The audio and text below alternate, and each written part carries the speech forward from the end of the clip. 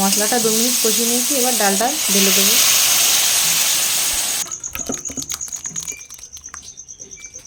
এই ডাল রেসিপিটার ভাত, পরোটা, রুটি সব কিছুর সাথেই কিন্তু খেতে অসাধারণ হয়। আপনারা একবার ট্রাই করে দেখবেন।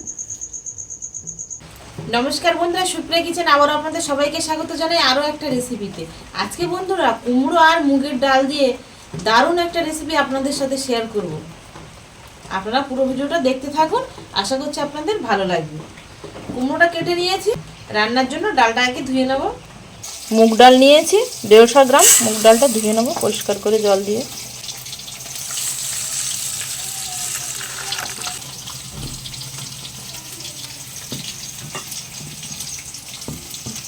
ডালটা ধুয়ে নিয়েছি, এবার ডাল আর কুমড়ো একসাথে আমি সেদ্ধ করতে বসিয়ে দেবো।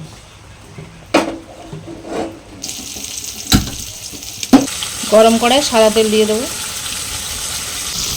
পেঁয়াজ কুচি, কাঁচা লঙ্কা, আদা কুচি,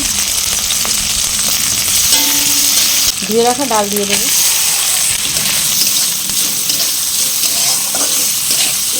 1-2 মিনিট লো ফ্লেমে ভেজে নিয়েছি, এবার জল দিয়ে দেবো।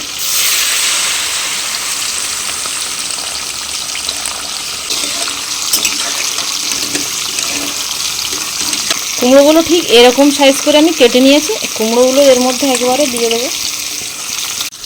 এবার ঢাকনা চাপা দিয়ে সেদ্ধ করে নেব।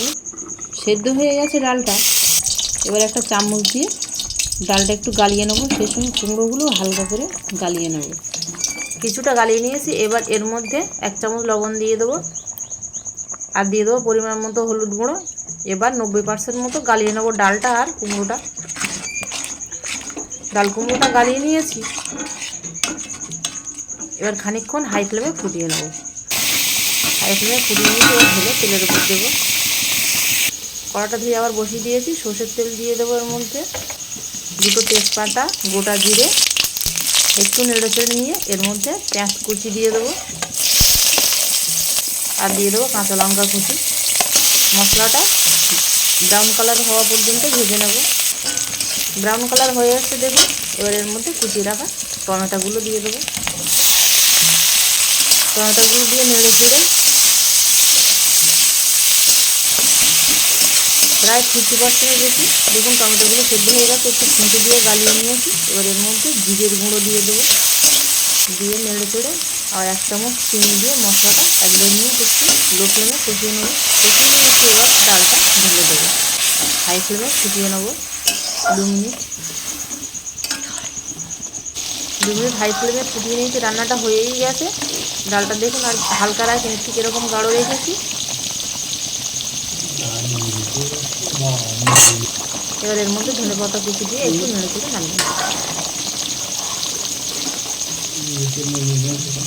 গ্যাসটা অফ করে দেবো।